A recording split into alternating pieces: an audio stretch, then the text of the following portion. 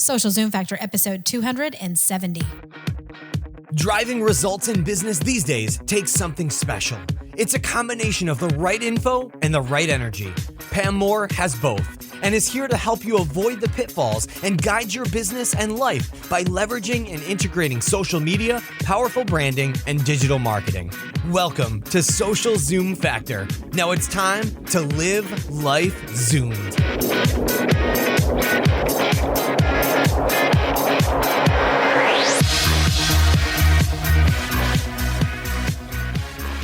Are you having to reinvent your brand to fit the new digital world and changing economy? Our new partner, Fiverr, wants to help you access the tools and support you need to succeed. Fiverr knows a little bit of help goes a long way, which is why they are launching Fiverr micro grants. Every month, up to 3 lucky small or medium-sized businesses will receive an extra boost in the form of $1,000 in Fiverr credits. Learn more and apply at pam.online/Fiverr. And remember, there's 2 R's in Fiverr. pam.online/Fiverr. Hey there, Zoomers, and welcome to Social Zoom Factor. This is your host, Pam Moore. All right, today we are continuing on our series of audience marketing, and this is a critical foundation for any business of any size, in any industry, in any niche, on any budget. You must know your audience. You must make sure that you have an audience first marketing strategy as your foundation. And for today, we are talking about 10 things that you must know about your audience. Now, did you know the top 3 reasons that businesses fail with digital marketing is a lack of planning, a lack of patience, and they are not aligned to audience needs. Now, your first step is to make sure that you go download my brand new and free buyer persona worksheet pack. It includes editable templates for both B2B and B2C. So whether you're working in a business to business or a business to consumer market, I've got you covered. Go to themarketingnutswithaz.com/Zoom buyer, and you can go grab those free worksheets. Now, let's go ahead and dig right in to the 10 things you must know about your audience. Number 1 is, who is your customer? And I want you to think deeper than just demographics, all right? Yes, we need to know, who are they? How old are they? What is their education? Where do they live? Where do they work? But I want you to also be thinking about their lifestyle and their behaviors, their attitudes. We refer to some of these things as psychographics. Why do they think the way they think? Where do they go for fun? But think about, why do they do that? Where do they hang out online? Why do they hang out on LinkedIn or Facebook or Instagram or Twitter, right? What conversations are they having, and with who? Are they talking to your competition? Are they talking to your partners? What do those conversations look like? Are they casual? What's the language and the lingo that they're using? Are they talking in all hashtags and acronyms, or are they letting their words flow? Is it more professional? Is it casual? How are they engaging? And you want to know these things so that you can not only attract them so they want to pay attention to you, but so you can connect with them, right? Inspire, connect, achieve. Number 2 is, what are their pain points? So what keeps them up at night, and why are they experiencing this pain? Oftentimes, the reason that they have a pain is why they need your product or service. Now, I know if you are in a feel-good market, maybe you sell ice cream, or you sell something that it's really not a pain. There's not a painful reason that somebody needs your product. but you may be making somebody feel inspired and empowered and just make their belly feel good. But you still can get to their pain. You still can get to what is the reason, if they're an emotional eater, that they're going to want to go get ice cream, right? Maybe they're celebrating something with their family. So you still want to get into the head, no matter what type of market you're in, of what's driving that reason or that need and that pain. And what is the financial or the emotional or the life impact of the pain, and how bad is it? Or maybe it's not bad. What happens if they don't get your help? What happens if they avoid solving the problem? What are the alternate solutions and products and services that they have to mitigate that pain? What if they don't find a solution to the pain? What happens? Will they mitigate it or reduce it themselves? Right? That's what you got to think about, because those are the replacement products to what you offer. Number 3, how exactly do you mitigate their pain? How do you make their pain go away? Maybe how are you solving pain they have in their business? What relief is it giving them? For how long? Does it improve efficiencies? Does it help them sustain their business? Does it help them maybe increase the ROI, the return on investment for whatever it is they're investing in? Does it help them simplify their life or business? Does it help them better serve their customers and increase their own customer satisfaction if you're working in a B2B market? Does it help them better inspire and connect with their audiences, right? These are all things you need to be thinking about in regard to their pain. Now, on the flip side, number 4, how can you inspire and empower them personally and professionally? By this, we mean, maybe does it give them hope? Does it help them have a better day? Does it make their family more at peace? Does it help them keep their job? Does it help them maybe live longer, give them more career opportunities? Or maybe they're, eyeing that promotion at work and you can help them achieve that. Does it help them establish trust and authority in the industry that they work in or with their colleagues and their peers? Does it help them maybe get on, a board they're looking to get on, or, fast track whatever the success is to whatever their goals are, right? That's why you want to understand, what are they wanting to be inspired about? What are they wanting to be empowered for? Getting into the why. Why should somebody care about your content? Number 5 is, how is your product or service positioned in the market?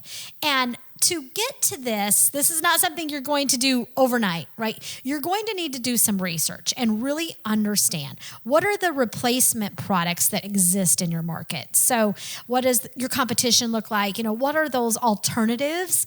And maybe those could even include do-it-yourself solutions, where if they don't buy from somebody, they may just try to duct tape something together and do it themselves. And then if they choose you instead of doing it themselves, why are they doing that? Is it time that's driving that? Is it money? Is it lack of trust? Or maybe all of the above? If they choose an alternative because that pain is not bad enough to justify the investment in you, why is that? Right? So if they would rather, waste the next 6 months trying to do it themselves, why are they doing that? That's an opportunity for you when it comes to market positioning. And particularly if you're working in a B2B market, or, even B2C, where you can justify, if you just invest this small amount of money, or it could be a large amount of money, I'm going to help you get there faster. Like, what is that end result that makes it worth going with you versus them ignoring the problem or doing it themselves? And then, where does your product or service honestly sit when you compare it to your competition? And this is where you got to get real. You got to give yourself some tough love, and you got to really look at, where are you better? Where are you not so good? And where are you worse? Like, where are you really below your competition, and why? Why are you good, better, or worse? You got to get to the heart of that.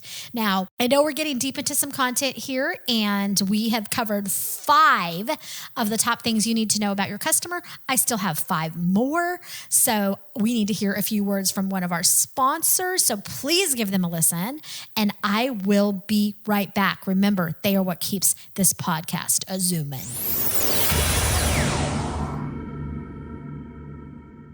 Building a digital brand that stands out and connects with your audience and clients online is imperative for success. Businesses everywhere are learning how to adapt to the new normal. The struggle is real. Whether you're launching your first business, scaling your current business, or in need of some creative support to complete a project, Fiverr's global network of on-demand freelance talent is ready to help you Zoom. The current business climate is extra challenging, and Fiverr knows a little bit goes a long way. That's why we're working with them to launch Fiverr micro grants. Every month, up to 3 businesses will receive an extra boost in the form of $1,000 in Fiverr credits. You heard that right. $1,000 in Fiverr credits to use however you like. Simply hop over to pam.online/Fiverr to learn more and apply. Again, that's pam.online/FIVERR. Good luck. Terms and conditions apply. I'm back. Okay, number 6 thing that you need to know about your customer is how are you different? And I mean really different. How is your product or service different? How is it differentiated from your competitors? And when you tell your story about your differentiation, when you produce your marketing materials or you're doing your videos or your social media posts, do people, number one, believe your story? Okay. Do they understand it? If they don't understand it, they're not going to be able to believe it. Okay. If they don't believe it, they're not going to listen enough or watch it long enough to understand it. So this is where relevancy really comes in, and that you need to know your customer. If you are just pushing out promotional messages and you come across as spam, like so many brands are doing today, that's why so many businesses are failing when it comes to online marketing, because they are not relevant with the people that they're trying to communicate with. It's just like if you walked into a room and you were there, let's say you're at a networking event or whatever type of event it may be, and you just went in there and started babbling about something that nobody in that room could relate to, understand, comprehend, or believe. You would get ignored, right? Digital online world is exactly the same. People are they've gotten really good at identifying the frauds, identifying people who are just in it for themselves. And so when you take the time to know your audience, that is how you are going to become believable. That's how you are going to prove to your audience that you care about them and your uniqueness. So how are you different? You are going to prove to them that you are better than your competition. When you grab that attention and you earn that trust and they believe you, then they're going to listen to the reasons that you are better, okay? So when you're looking at your competition, you also want to be looking at, even if you do have a market lead right now, how long until your competition catches up to you? And you need to keep an eye on even the areas, and we see this a lot. I own and am a co-founder in an agency called Marketing Nuts with my partner in both business and life. And we've been running it for close to 10 years now, worked with organizations of all sizes. And oftentimes organizations come to us and they're a lot of times under a lot of pressure when it comes to their competition. And they will be on one of two sides. Number one, they will think that they own the market. They're like, we're the absolute best in the market. Nobody is as good as us. And sometimes people don't actually believe them, or they don't know that they are the best. And then on the flip side, they may think that they are the worst, and they'll see their competition that's out there all over the online web and social and digital and just has the loudest mouth. So they think they're doing better for them. And we do a lot of audits and putting together strategies for clients. And oftentimes what we find is those businesses where they thought their their competition was way better than them actually wasn't. When we do the double click and actually look at the data, a lot of times it was just, they were the loudest mouth out there.